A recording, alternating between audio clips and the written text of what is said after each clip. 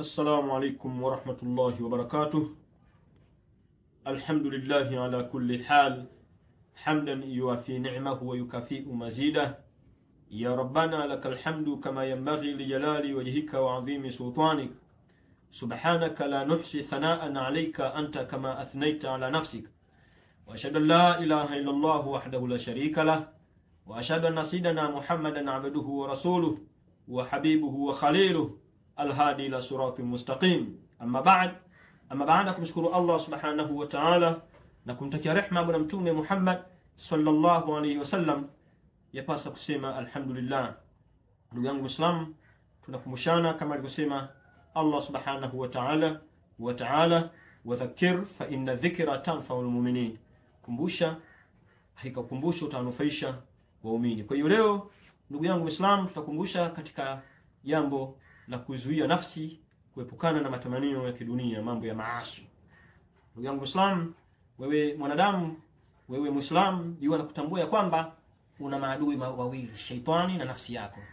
Nafsi mara nyingi sana inapenda vitu vya anasa, vitu vya ovyo, matamanio ya kidunia haya uwe inapenda sana huko. Kwa hiyo Muislam, ndugu yangu, jitahidi sana kuikataza nafsi yako kutenda matendo ya ovyo, maasi. Jiepushe sana na maasi. Na utajiepushaje? Uikataze nafsi yako kwenda kufanya mambo hayo. Mwenyezi Mungu Allah Subhanahu wa Ta'ala atuambia zuyina linnasi hubbu shahawat katika sura An-Nisa aya 13 aya 14. Zuyina linnasi hubbu shahawat, wamependezeshewa watu kupenda matamanio, minan nisa'i, katika wanawake, walbanina, na watoto, walqanatir almuqantara, na mabenki yaliyojaa, min adh-dhahabi wal-fidda, kutokana na dhahabu na fedha. Lakini wal-khayli al-musawwama, na wanapenda farasi waliopambwa, wal-an'am, na wanyama, wal-harthi, na mashamba. Dhalika mata'ul hayati dunya, hayo yote hayo ni starehe za maisha ya dunia. Wallahu indahu, na Mwenyezi Mungu mbele yake husnul ma'ab, ndio kuna uzuri wa mashukio. Kwa hiyo ndugu yangu Muislamu, yeye anakutambua kuna mambo mengi sana huwa mwanadamu anayapenda, lakini katika kupenda kwako upende kwa ajili ya Allah subhanahu wa ta'ala. Ikiwa vitu hivi Mwenyezi Mungu Allah subhanahu wa ta'ala anavitaja hapa, ndio watu sana anapenda, awe mtu na mke mzuri, awe na watoto, unaona, awe na mali, awe na benki, yani katika akaunti yake ijae, unaona, awe na kipando kizuri na wanyama na mashamba. Lakini hayo ni maisha ya kidunia, ni starehe za kidunia. Kwamba starehe za kidunia hujakatazwa kuwa nazo, lakini ziwe za halali.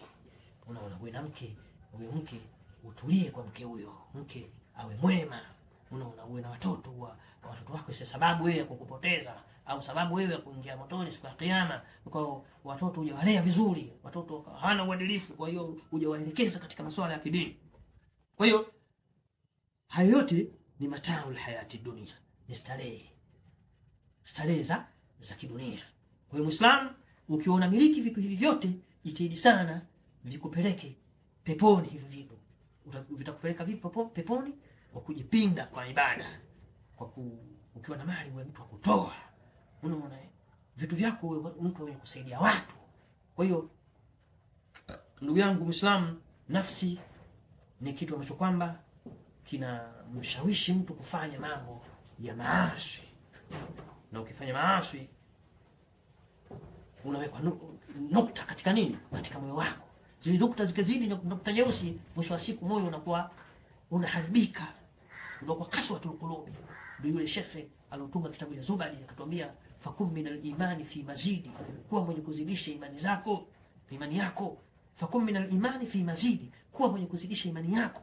Wa fi safa'il qalbi dhata jididi, na huwe mwenye kusafisha moyo, kufanya moyo uwe mpya. Utafanyaje? Bikathrati salati wa taati, kwa wingi wa kuswali na kufanya toa, kumtii Mwenyezi Mungu Allah Subhanahu wa Ta'ala.